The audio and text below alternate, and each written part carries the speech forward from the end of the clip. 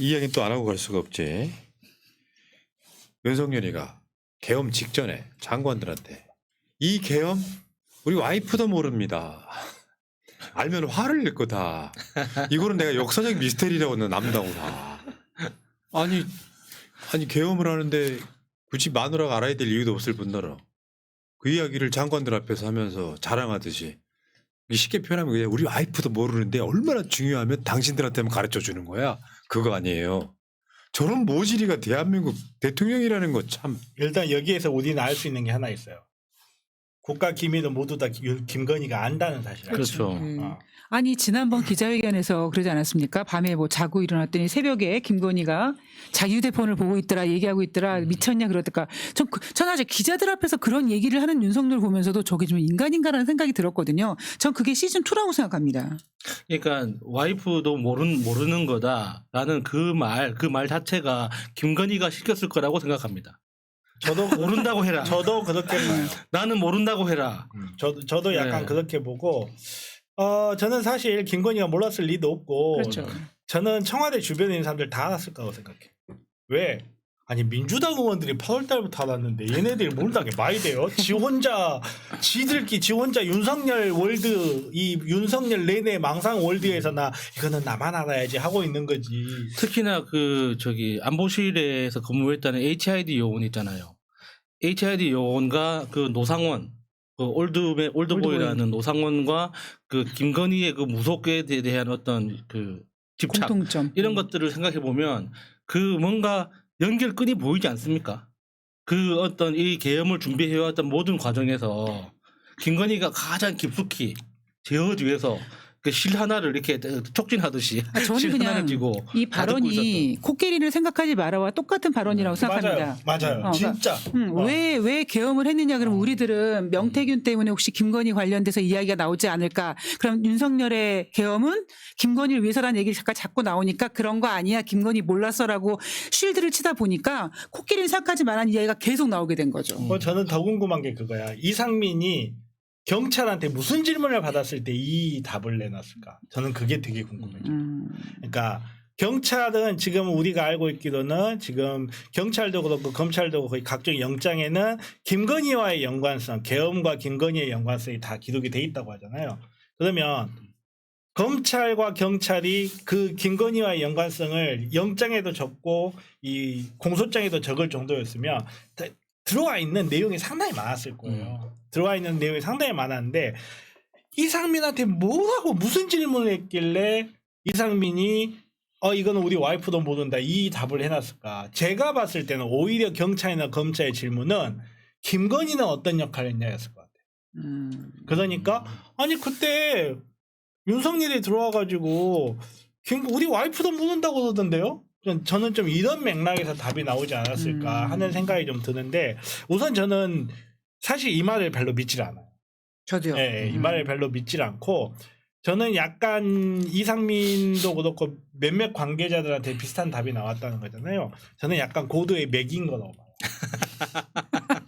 그럴 수도 있는데 답변에서 저는 이 답이 나왔던 건 맥인 거라고 네, 봐요. 그럴 수도 있는데 이런 이상민의 증언은 그러니까 전혀 중요하지 않습니다. 그렇죠. 그러니까 이것 때문에 뭐 김건희가 원래 깜빵에 가야 되는데 깜빵을 안 갈 수도 있거나 그런 일은 절대로 생기지 않거든요. 생기지 않아요. 김건희는 이미 과거에 저질러 놓은 수많은 범죄들이 있기 때문에 이 계엄과 상관없이 김건희 특검법이 이제 그 시행되면 결국에는 빵에 가게 돼 있습니다. 아니 기자들이 이거 나가면 어떻게 될지 모르고 내놨겠어요. 네, 그럼요.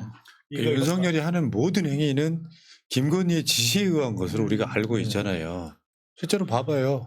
외교 나가서 처먹고만 있는 윤석열한테 김건희가 오빠 나가를 하는 그런 주제인데 이게 엄청나게 중요해가지고 내가 이것만큼은 마누라 지시를 안 받고 내가 독자적으로 해봐야지. 비상계엄?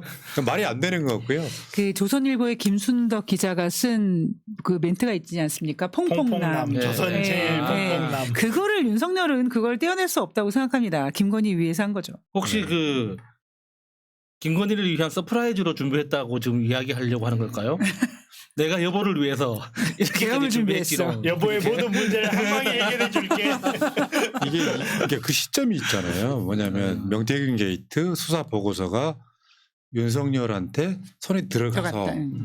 이거 안 되겠다 싶어가지고 사실 비상계엄이 뭐 여러 가지 날짜 택일에 있어갖고 뭐 주말에 한다 언제 한다 있고 있었는데 명태균 게이트가 이제 스멀스멀 올라오기 시작하면서 그래서 우리가 유행했던 게 사랑 때문에 계엄까지 계엄까지 해봤어 해봤다. 이렇게 나오고 있는 건데 근데 내가 봤을 땐 그래요. 저거 의도적으로 했다기보다는 저 말은 제 생각에는 몸속에 박혀 있는 일종의 은연중에 자기 심리에 깔려 있는 거라고 생각해요. 명백한 거짓말인데 장관들한테 그만큼 중요한 거야. 진짜 중요한 거는 마누라하고 다 상의를 했는데 이건 그거보다 더 중요한 거기 때문에 내 마누라하고 상의도 안 했다라고 이야기하는 게 아이 씨발 대통령이 할 소리냐고 이게 아 개새끼 진짜 이게 저거는잖아요. 영 부인들끼리 장관 부인들하고 만나가지고 이거 있잖아요. 대통령인 우리 남편은 모르는 이야기예요. 이럴 때 쓰는 말이잖아. 이게 말이 되냐고 이게. 근데 오늘 욕 처음으로 한번 해본다 지금. 근데 이 김건희가 그 연휴에 이 보도가 나왔었잖아요. 대통령 자리 가보니 그거는 미쳤다. 그게 동영상까지 한번 이렇게 한번 까였지 않습니까? 그거는 미쳤다. 저거 동영상 한번 볼게요. 아주 극우나 극좌는 없어져야 돼요. 우리나라에서. 네, 진짜 그들이 나라를 이렇게 망친 거고. 그리고 뭐 아시겠지만 저희가 언제 이렇게 극우였습니까? 말이 안 되죠. 그게 말이 안 되니까. 맞아요. 우선 제가 이 자리에 있어 보니까 되게 객관적으로 저는 정치 세력 다 나쁘다고 생각해요. 근데 진짜 막상 이게 대통령이 되면은 좌나 우나 그런 거보다는 진짜 국민들을 생각을 먼저 하게끔 되어 있어. 이 자리가 그렇게 만들어요. 또 그렇죠. 외부에서 봤을 때는 야, 저 사람은 진짜 무슨 뭐 아니 우파만 어쨌다 이렇게 하는데 약간의 비율을 맞출 수는 있어도 근본적인 뿌리는 사실은 다 통합하고 싶어요. 예. 그걸 제일 원하는 게 저예요. 저는 그렇게까지 무슨 뭐 이편 대편이 아닌데 예. 그 대통령 자리에 올라가니까 약간의 그 뭐랄까 이제 또 이제 너무 이제 어쨌든 보수의 힘으로 탄생한 정부니까 어찌됐든 그래서 이제 그들의 비율을 살짝 맞추는 건 있을 수는 있지만 근본적으로는 그렇지 않고 또 한 번 또 보수에서는 저를 또 막 뭐라 그래요. 권영순 여사하고 김정수 여사 만났다고.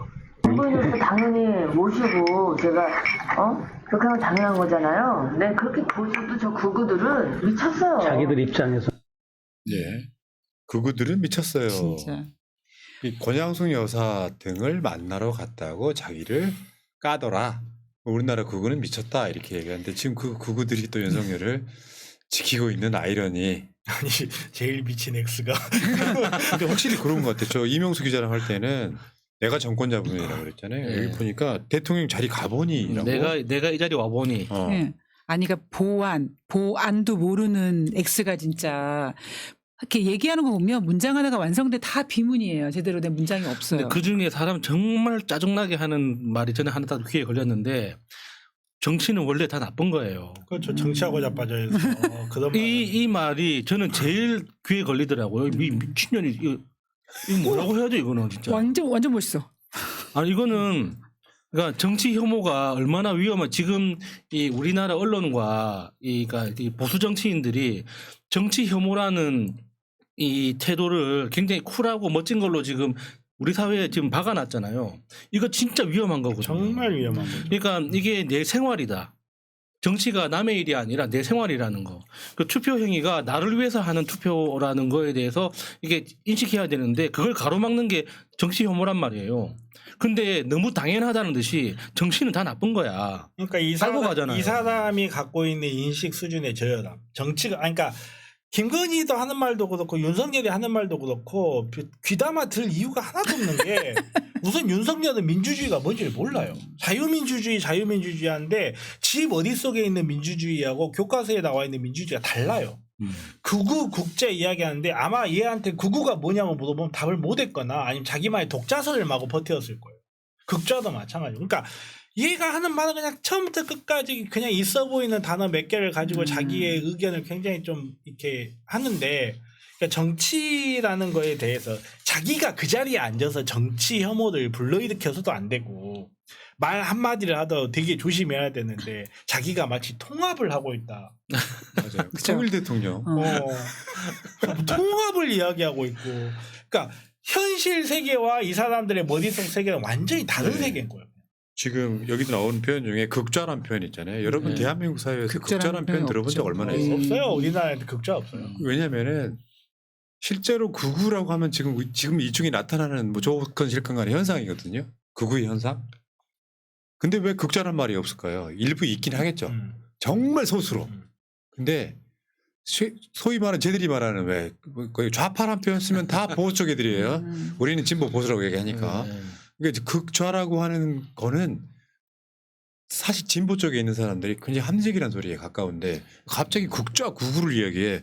정치 진짜 맥락 하나도 모르는. 저는 김건희가 굉장히 스스로 본인이 뭐 합리적이고 되게 그렇게 얘기를 하는데 아까 그 혐오란 단어 말씀하셨잖아요. 저는 그게 정치라는 거는 혐오스럽다는 표현이라기보다는 좀 한 단계 더 나가 보면은 정치는 되게 어려운 거야. 아무나 못하는 거야. 나 같은 사람이나 하는 거야라는 그런 뉘앙스가 있지 않나. 왜냐하면 예를 들면 이런 거죠. 제가 주식을 하는데 사람들한테 야 주식 그거 아무나 하는 거 아니야. 그거 얼마나 하지 마. 야 그거 도박이야 도박. 이렇게 얘기하는 그 밑에는 그거는 나만 할 수 있어라는 어떤 그 쓸데없는 그런 자부심 같은 게 있거든요. 그것처럼 저는 김건희가 정치 혐오라는 단어를 쓰는 거는 그건 나 같은 사람만 하는 거야라는 그런 오만이 있다고 생각합니다.